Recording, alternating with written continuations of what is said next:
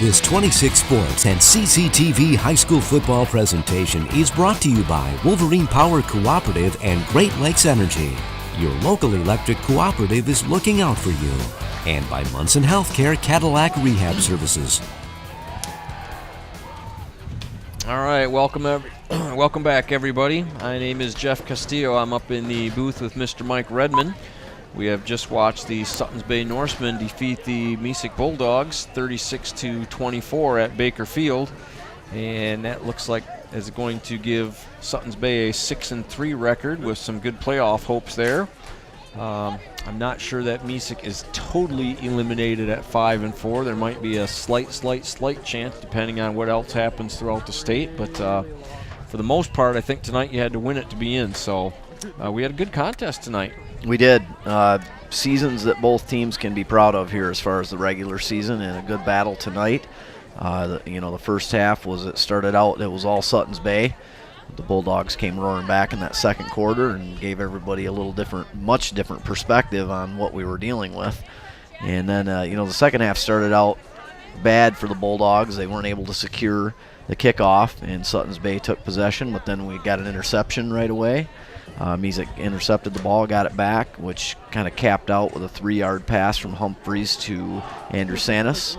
And also Suttons Bay had a pick themselves by Rohrback, and they came back with the 11-yard run by Caleb Smith, and they ended up pulling another interception by Mike Sell. That didn't turn into a scoring drive, and then Ethan Humphreys capped out a great career as a Bulldog.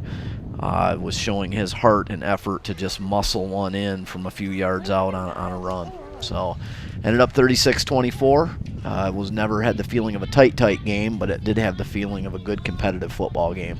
Yeah, it was exciting, that's for sure. We had some good football action tonight. And, one of the best things, too, is these were kind of 2-down programs, in the number of last couple years.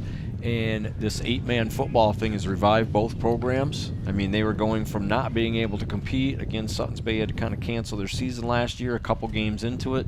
Mesick was 1-8 last year, and now they both joined in with the 8-man football. And look at here, they're both winning records. Yeah. Suttons Bay more than likely here going into the playoffs, and so what a great opportunity for the smaller schools, and especially for these two. So that's a good thing to see. It's a good thing for the communities, for the players, the coaches. It's all good the way I see it, and it's exciting football. Yeah, it is, and it'll be interesting for both programs to see. We didn't notice huge rosters on either side. Nope. But will more students be interested in coming back out now to play football now that we've gone down to 8-man? And, that could create a little challenge, but that's a good challenge. Yeah, all of a sudden when you start getting on the winning side instead of the losing side, it's not fun to lose. It's fun to play football, but it's not fun to lose.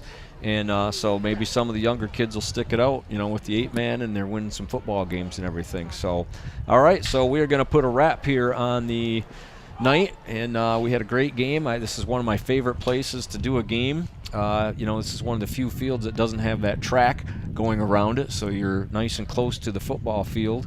I've always loved this field. So that's going to do it tonight for 26 Sports and TV and CCTV. Excuse me. My name is Jeff Castillo with Mike Redman, and good night, everybody.